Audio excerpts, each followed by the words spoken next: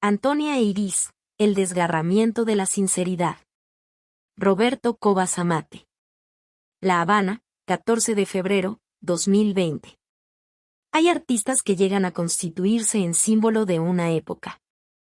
Hija excepcional de acontecimientos que cambiaron radicalmente la vida de la nación. El arte de Antonia e Iris nació definido por el entusiasmo desbordante ante el triunfo de la Revolución Cubana de 1959. Sin embargo, en los próximos años, una década que algunos nostálgicos o desmemoriados han calificado como prodigiosa, ocurrieron todo tipo de contingencias, muchas de ellas dramáticas, que impactaron la sensibilidad del artista. Su obra es un recorrido excepcional por ese periodo de esperanzas y utopías, pero también de vandalismo y sangre. El espíritu de la época está recogido en la expresividad de su pintura, la brutal acción terrorista de la voladura del vapor La Coubre, la invasión mercenaria por Playa Girón, la crisis de octubre, los alzados del Escambray, el turbador suicidio de Ernest Hemingway, así como el impactante magnicidio de John F. Kennedy en 1963. Además, en octubre de 1967 fue asesinado en Bolivia Ernesto Che Guevara, un ícono de la lucha por la libertad de los pueblos del tercer mundo.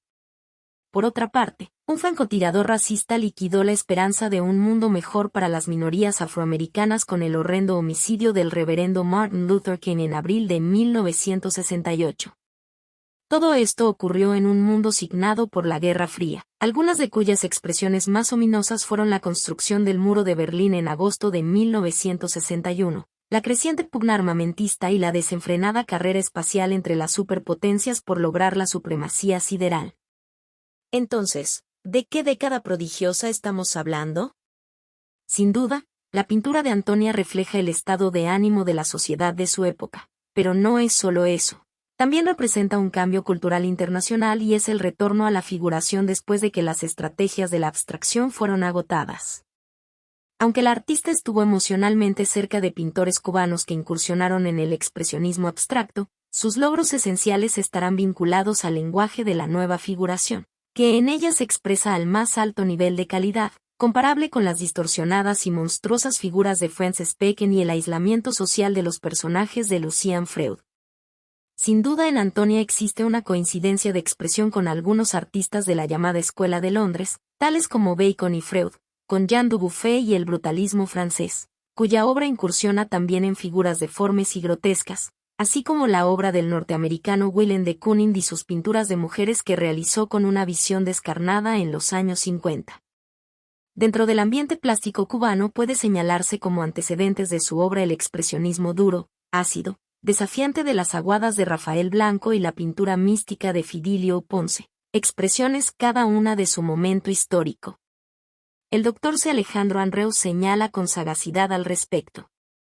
Aun cuando Iris no menciona como influencias en ninguna de sus entrevistas a los pintores expresionistas cubanos Fidelio Ponce, 1895 a 1949, y Rafael Blanco, 1885 a 1955, creo que en cuanto a sus distorsiones y visiones satíricas de la sociedad de su tiempo, son parte de la misma familia.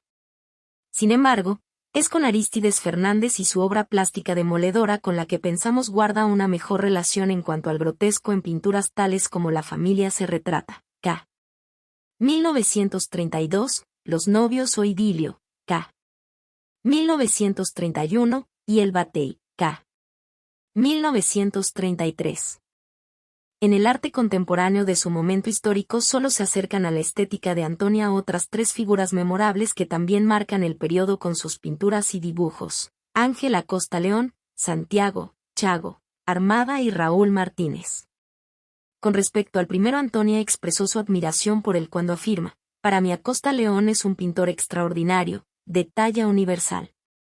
Antonia refleja en su pintura realizada entre 1960 y 1962 los temas que emanan de la historia más reciente de su país, aquella marcada por las conmociones del primer trienio de los 60. Así aparecen en su obra una serie de impresionantes dibujos de denuncia a la dictadura batistiana al estilo de Víctimas de la Tiranía 1962 y el tríptico Moncada 26 del cual exponemos un fragmento. También participa activamente en concursos convocados por el Departamento de Bellas Artes del municipio de La Habana dentro del fervor revolucionario del momento, como son los Apuntes del 1 de mayo de 1961, en cuyo catálogo se reproducen 4 excelentes dibujos a tinta cercanos a la estética heroica de Servando Cabrera Moreno de estos años. En 1962 participa en otro concurso de apuntes, en el cual obtiene un segundo premio con un dibujo de rasgos estilísticos más cercanos a su propio lenguaje expresionista, que se alejan de la épica practicada por algunos pintores del primer lustro de los años 60. En pintura realiza fragmentos de la Couvre I 21961 y la que sin duda es su obra más importante de ese momento, el tríptico Ni Muertos. En enero de 1963 Antonia participa con un conjunto de 10 tintas en la exposición Expresionismo Abstracto /Diagonal 1963, junto a un grupo de artistas no figurativos, Guido Ginás, Raúl Martínez, Hugo Consuegra, Tomás Oliva, Juan Tapia Ruano, Antonio Vidal y el fotógrafo Mario García Joya, quien tampoco practicaba la abstracción. Hay en este gesto un acto más de solidaridad hacia sus amigos de siempre que de afinidad hacia una corriente artística en la que ella no había encontrado su mejor medio de expresión. Esta exposición marca el fin de una época y el comienzo de otra. Es importante subrayar que en los años 50 el mito de Antonia Eirís va por delante de su propio arte. Una muy joven estudiante de San Alejandro aún no había encontrado el camino definido de su propia expresión. El destacado pintor abstracto Hugo Consuegra la considera como miembro honoris causa del Grupo de los 11, junto a otros 3 artistas, por lo que significaron más al desarrollo de nuestra ideología y en el caso de Antonia la califica con admiración como ese cuásar de la pintura cubana. Sin embargo, resulta contradictorio que en la colección del Museo Nacional de Bellas Artes se encuentran pinturas realizadas en los años 1953 y 1954 muy alejadas de las intenciones estéticas de los intrépidos artistas que practicaban el expresionismo abstracto en la década del 50. Incluso aún en 1957 Antonia incursiona en una pintura cercana a los planteamientos de la Academia como la obra Flores que se reproduce en la revista Pro Arte Musical acompañada de un elogioso comentario en el cual se avisoraba prematuramente el calibre de la artista. Esta reproducción en blanco y negro apenas da remota idea de uno de los talentos más prometedores de la plástica moderna cubana que es la joven pintora Antonia Eirís, graduada en 1957 en la Escuela de San Alejandro de La Habana. Los lienzos que esta pintora exhibió hace unos meses por primera vez en su carrera en la iglesia de Paula, en una de las exposiciones del Patronato de las Artes Plásticas llamaron poderosamente la atención del público y de los conocedores, no solo por la novedad de su técnica y brillantez de su colorido, sino por una fuerza expresiva y una calidad cromática que por muchos conceptos rompe con las tradiciones y preceptos de la escuela. Sin embargo, existen testimonios que avalan como el dibujo de Antonia resulta precursor del expresionismo grotesco en los tempranos años 50 y va por delante de su pintura. La doctora C. María Elena Jubrías, testigo excepcional de la época, señala que a causa de las agresivas tintas de Antonia Eirís y Manolo Vidal, por lo grotesco de su figuración, eran, tildada, S. de desagradable, S. Es muy probable que la primera influencia extracurricular en la obra de Antonia viniera del que fuera su esposo Manuel Vidal, quien ya a mediados de los años 50 tenía dibujos inmersos en el expresionismo grotesco como Un hombre y una mujer, 1955, colección privada, y Pareja besándose, 1956, colección Museo Nacional de Bellas Artes, Cuba. Usualmente se desestima esta influencia para crearle un aura internacional a Antonia a partir, por ejemplo, de la cercanía de sus creaciones con José Luis Cuevas y su extraordinaria obra expresionista. Sin desdeñar esta posibilidad, ¿por qué no considerar el ascendente de Manuel Vidal, adelantado para el arte de aquella época, como una de las fuentes de las cuales se nutre el dibujo de Antonia Eirís en sus inicios?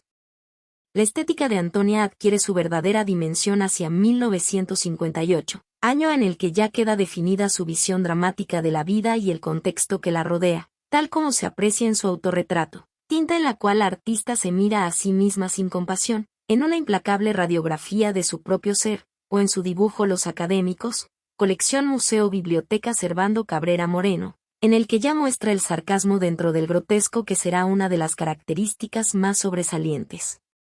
de su obra de madurez.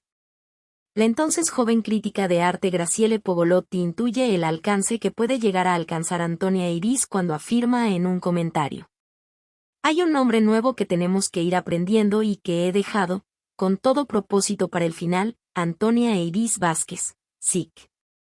No la conozco. Pero su naturaleza muerta con personajes, abigarrada, hecha con fatiga y sin concesiones, hace pensar en un mundo interior rico, inquietante.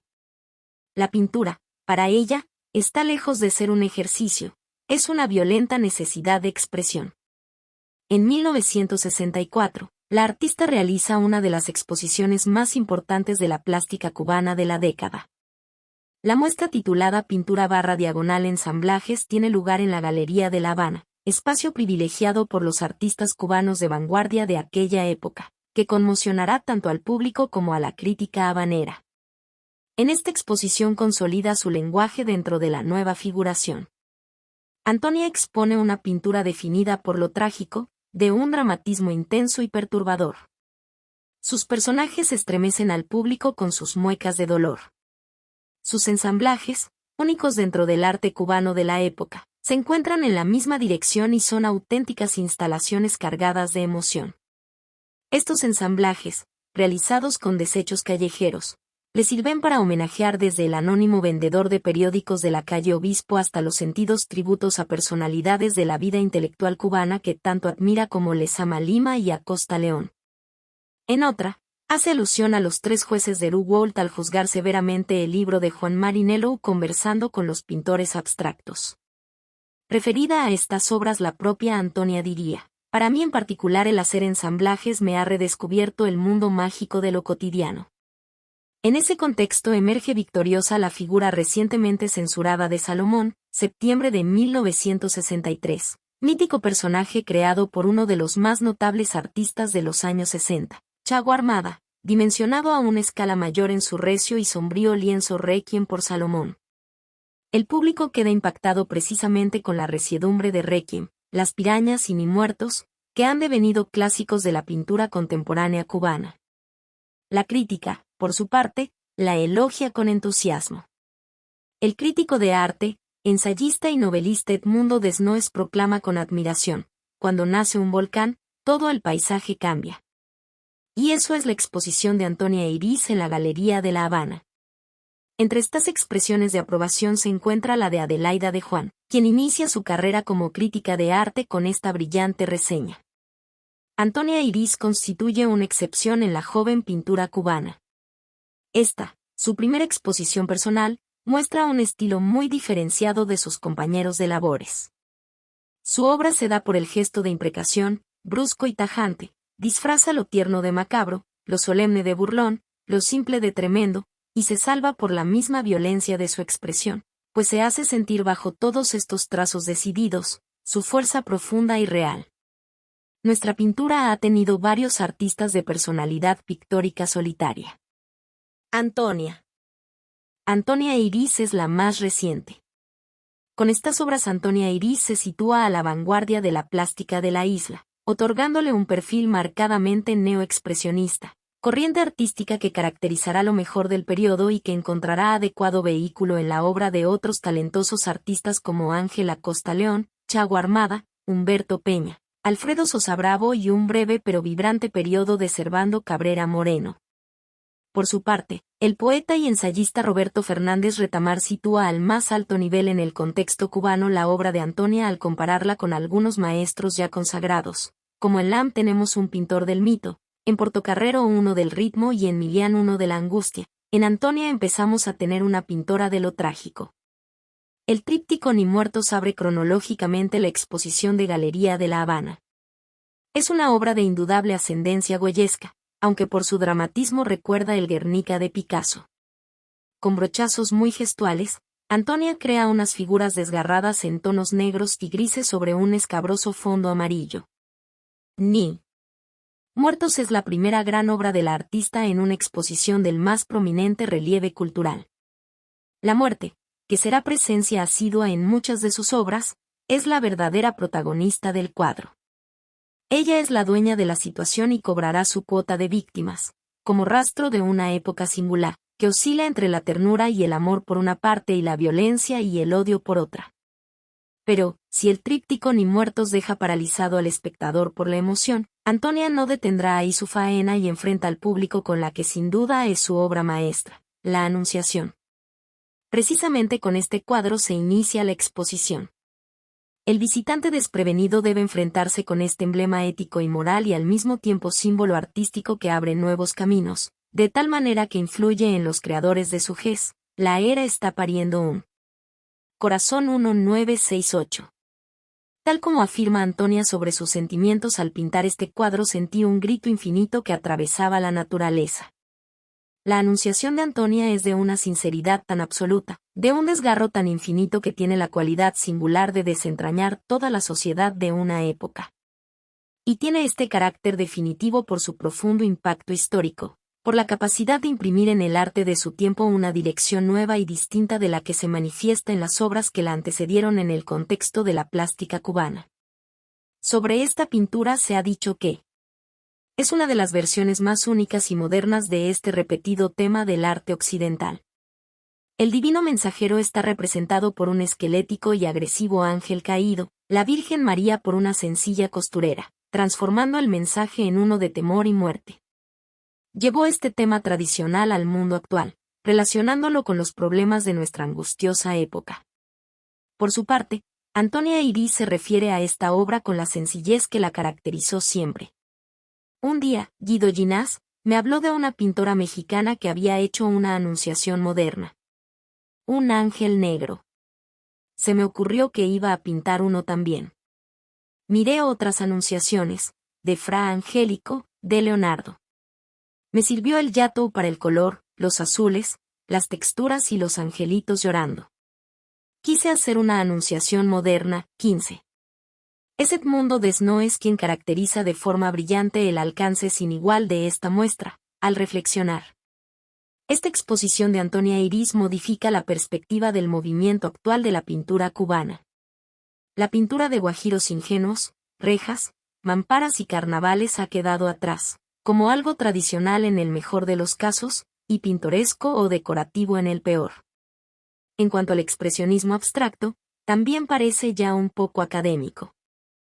A partir de ese momento el arte de Antonia Iris se radicaliza, caracterizándose por un profundo compromiso social como nunca antes se había apreciado en la pintura cubana, salvo la excepción de la obra audaz de Marcelo Pogolotti realizada en los años 30 en el contexto europeo. En el ambiente caldeado de la segunda mitad de los años 60 aparecen hechos que estarán determinados por un periodo de intransigencia ideológica como fue el surgimiento de las unidades militares de ayuda a la producción, UMAP, en 1965, de triste recuerdo para la generación que le tocó vivir esta dramática coyuntura. Es en estos momentos que Antonia Iris realiza algunas de sus obras más viscerales tales como Cristo saliendo de Juanelo, 1966, y La muerte en pelota, 1966, ambas en la colección del Museo Nacional de Bellas Artes de Cuba. Estas obras están profundamente enraizadas en la cultura cubana pero, al mismo tiempo, es considerable el sentido de universalidad que aflora en ellas. El talentoso crítico de arte Julio V. Blanc ha señalado acertadamente como, en el arte de Antonia Iris. En lo que concierne a las declaraciones políticas, estas aparecen a un nivel universal. Iris ha tomado siempre como temas la capacidad del hombre para la crueldad y la arrogancia del poder. Iris se detiene en el aspecto humanista de las cosas más allá de todo comentario literal. Cristo saliendo de Juanelo es una mordaz ironía que toma como punto de partida la obra del expresionista belga James Ensor, Entrada de Cristo a Bruselas. Tal como señala certeramente el profesor Alejandro Andreus. La obra de Ensor muestra a Cristo entrando a la ciudad y en efecto perdiéndose entre la multitud de manifestantes, políticos, clero y burgueses urbanos, quienes marchan hacia el espectador bajo pancartas coloridas de todas las creencias. Iris titula su obra Cristo saliendo de Juanelo, es decir, dejando atrás el humilde barrio periférico de La Habana donde ella nació y se crió. Lo que ella elige para representar en su lienzo no es el Cristo de la multitud, sino la multitud observando la partida de Cristo. La muerte en pelota es otra de las obras maestras de Antonia Iris, monumental tanto por sus dimensiones como por su contenido. Su poderoso impacto visual parece provenir del tenebrismo de la pintura española, en particular de las pinturas negras de Goya.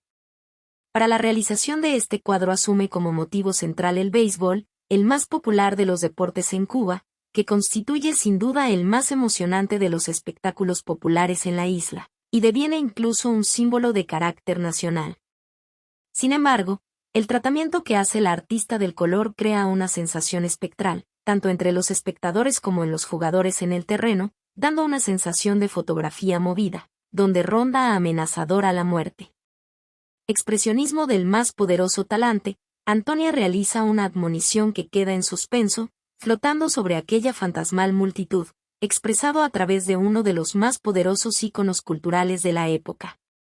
En estos momentos de elevada tensión social aparece inesperadamente Nocturno, un programa musical de Radio Progreso, para paliar los ánimos de una juventud inquieta, capaz de banalizar el ímpetu y las inquietudes más genuinas de aquella generación de adolescentes a través del meloso pop español y algo de buen rock anglosajón. Así, mientras la discusión cultural se mantenía al más alto nivel con las obras de Antonia Eirís y algunos de sus contemporáneos, Molote de Servando Cabrera Moreno, Todos somos hijos de la patria de Raúl Martínez, El Puff de los Caballeros de Humberto Peña, Si yo tuviera un martillo de Alfredo Sosa Bravo y en el cine el inolvidable filme Memorias del subdesarrollo de Tomás Gutiérrez Alea. Los bríos juveniles se encauzaban a través de temas musicales ligeros como Black is Black de Los Bravos y Can't I Get No Satisfaction, No puedo tener ninguna satisfacción, de los que llegarían a ser, con el tiempo, los míticos Rolling Stones. A partir de ese momento el arte de Antonia Eirís se radicaliza, caracterizándose por un profundo compromiso social como nunca antes se había apreciado en la pintura cubana, salvo la excepción de la obra audaz de Marcelo Pogolotti realizada en los años 30 en el contexto europeo.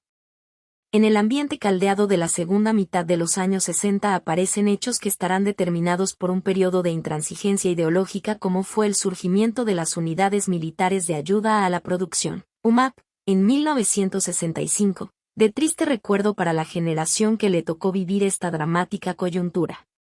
Es en estos momentos que Antonia Eirís realiza algunas de sus obras más viscerales tales como Cristo saliendo de Juanelo, 1966, y La muerte en pelota, 1966, ambas en la colección del Museo Nacional de Bellas Artes de Cuba.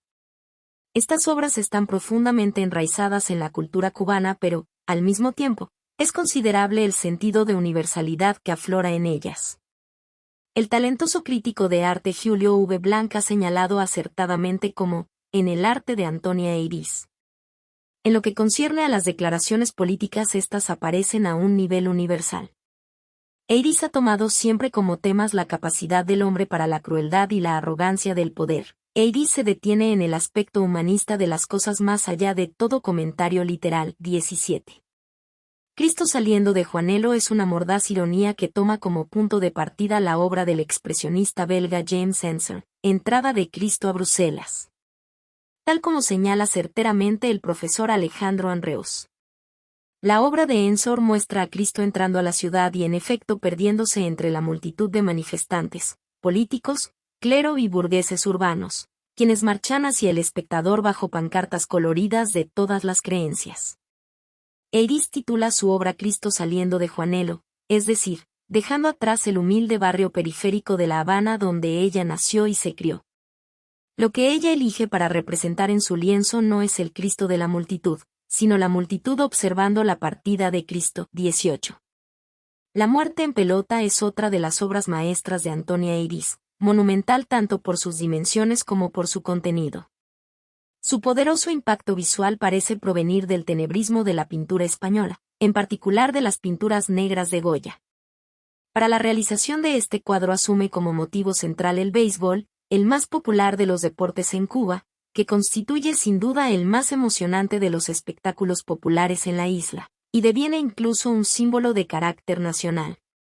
Sin embargo, el tratamiento que hace el artista del color crea una sensación espectral, tanto entre los espectadores como en los jugadores en el terreno, dando una sensación de fotografía movida, donde ronda amenazadora la muerte.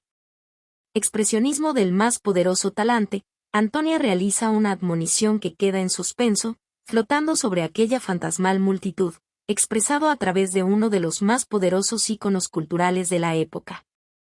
En estos momentos de elevada tensión social aparece inesperadamente Nocturno, un programa musical de Radio Progreso, para paliar los ánimos de una juventud inquieta, capaz de banalizar el ímpetu y las inquietudes más genuinas de aquella generación de adolescentes a través del meloso pop español y algo de buen rock anglosajón. Así, mientras la discusión cultural se mantenía al más alto nivel con las obras de Antonia Eirís y algunos de sus contemporáneos, Molote de Servando Cabrera Moreno, Todos somos hijos de la patria de Raúl Martínez, el Puff, de Los Caballeros de Humberto Peña, Si yo tuviera un martillo de Alfredo Sosa Bravo y en el cine el inolvidable filme Memorias del subdesarrollo de Tomás Gutiérrez Alea. Los bríos juveniles se encauzaban a través de temas musicales ligeros como Black is Black de Los Bravos y I Can't Get No Satisfaction, No puedo tener ninguna satisfacción, de los que llegarían a ser, con el tiempo, los míticos Rolling Stones.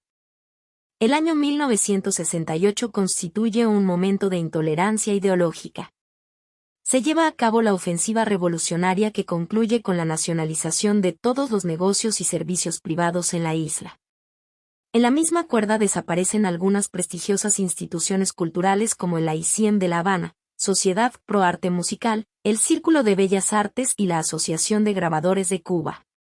En ese tenso contexto, Antonia Eirís realiza una tribuna para la paz democrática, que es presentada en el Salón Nacional de las Artes Plásticas del entonces Museo Nacional, Palacio de Bellas Artes.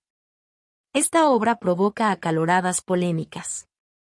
Nadie pone en duda su alta calidad artística, constituyendo la primera instalación realizada por un artista cubano en el país. Es impactante la visualidad de unas sillas vacías frente a una tribuna con un micrófono sin orador. En tal sentido el espectador es un cómplice imprescindible en la decodificación del significado de esta auténtica instalación. Sin embargo, sus detractores no comprendieron que la obra tenía el valor y la honestidad intelectual de reflejar una época de cambios y convulsiones, que traslucía no solo la dinámica interna de Cuba, sino que su mirada aguda iba más de allá del contexto nacional.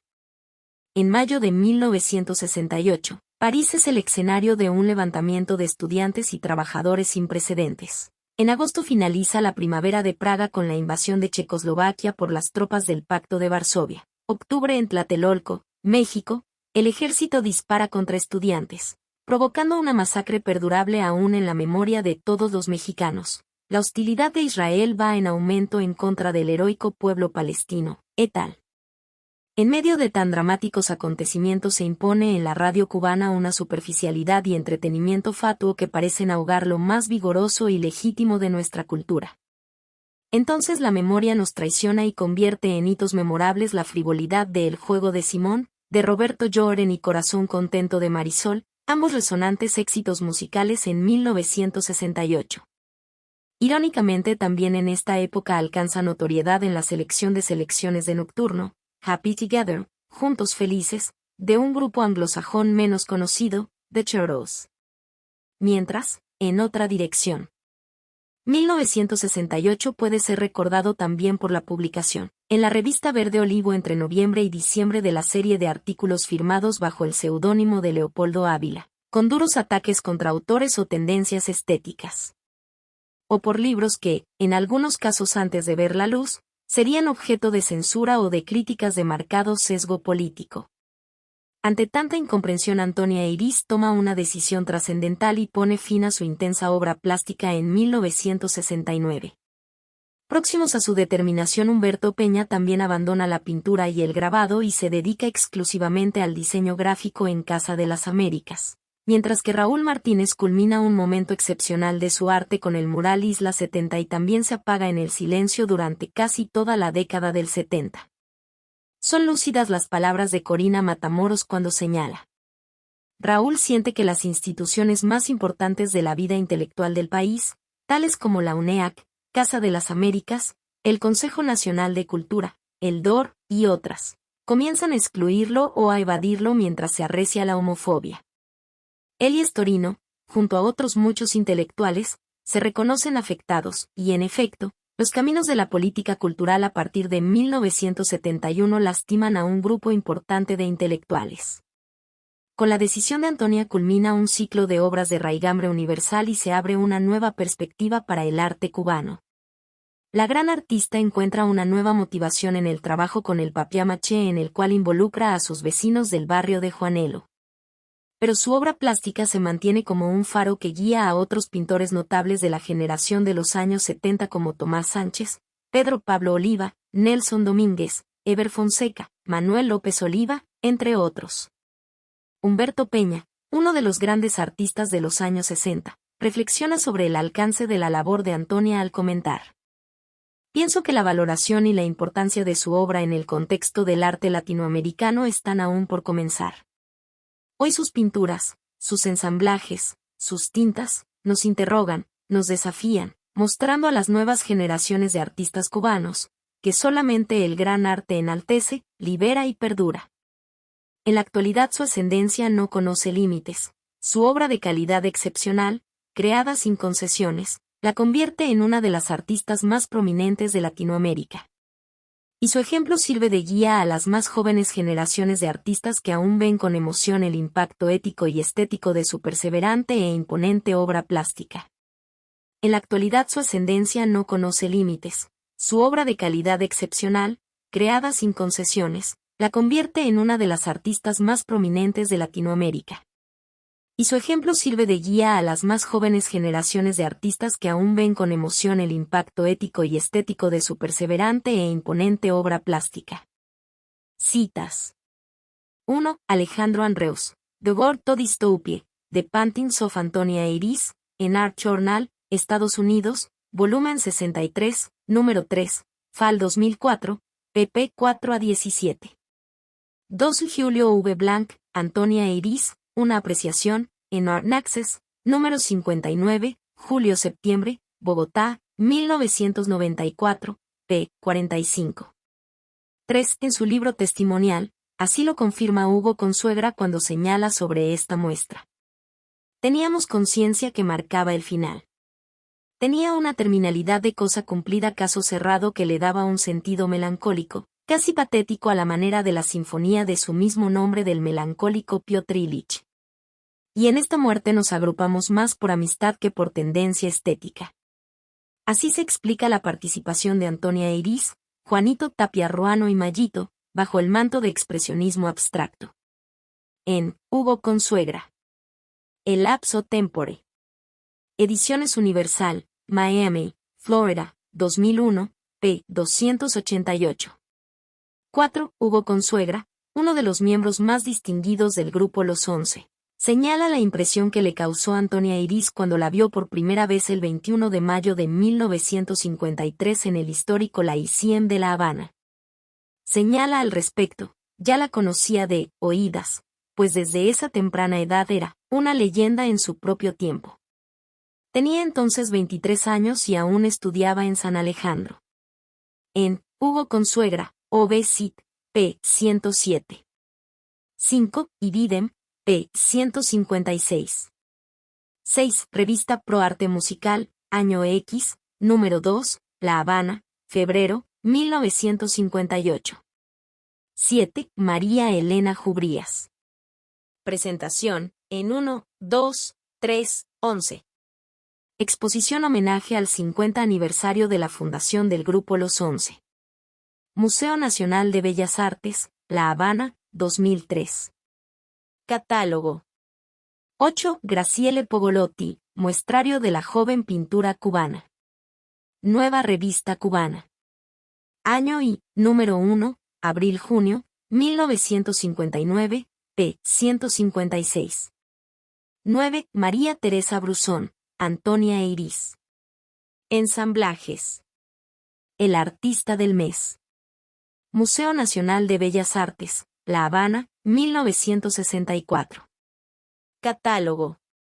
10. Edmundo Desnoes, Antonia mató a Leonardo, en la Gaceta de Cuba, año 3, número 33, La Habana, 1964, pp 20-21.